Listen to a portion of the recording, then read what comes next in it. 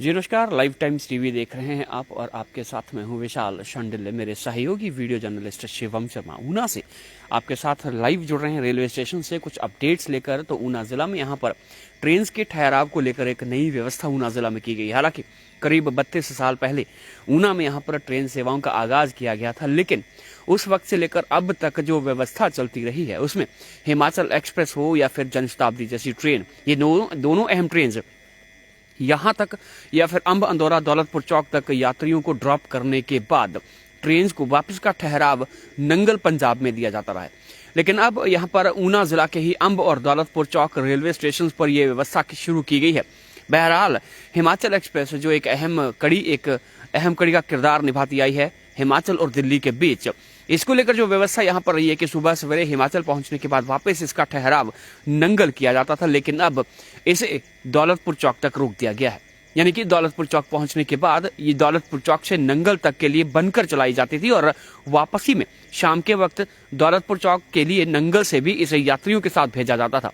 लेकिन अब ये व्यवस्था यहीं तक यहाँ पर खत्म कर दी गई है, क्योंकि अब हिमाचल एक्सप्रेस ट्रेन हिमाचल प्रदेश में यात्रियों को छोड़ने के बाद वापस नंगल नहीं जाएगी।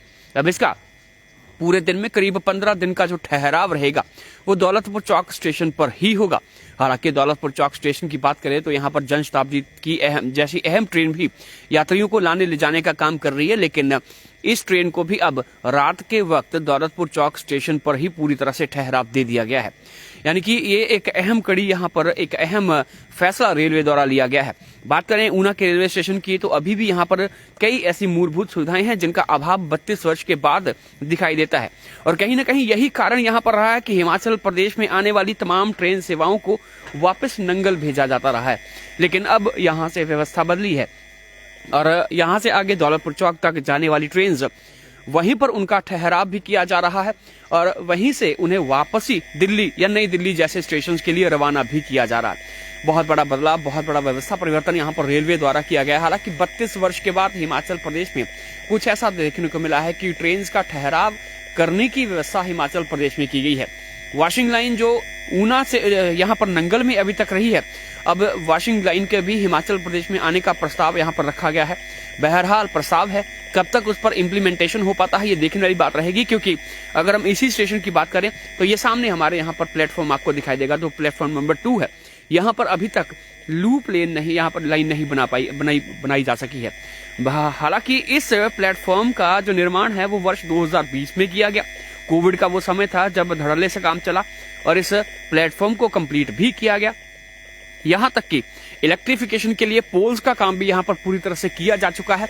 महज यहाँ पर आपको कनेक्शन देना है और उससे पहले एक अहम काम वो है लूप लाइन का बनना।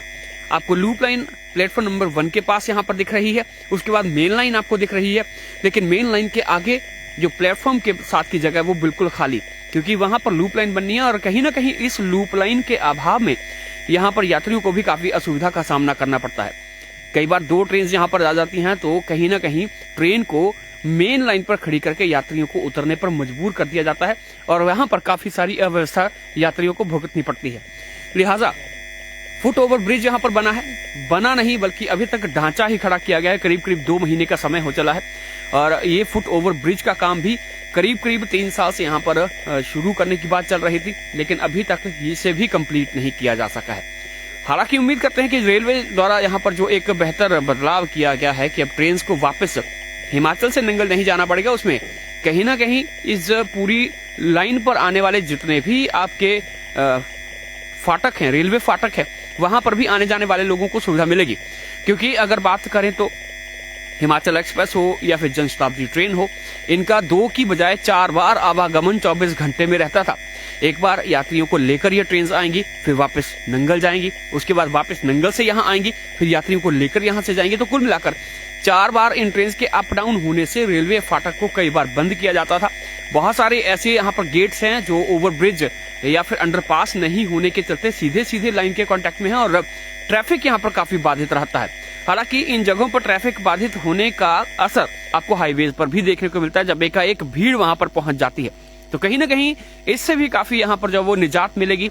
जो ट्रैफिक यहाँ पर जाम होता है तो बहुत बड़ा यहाँ पर बदलाव, और उम्मीद करेंगे कि जल्द रेलवे हिमाचल प्रदेश के लिए और भी योजनाएं लेकर आए।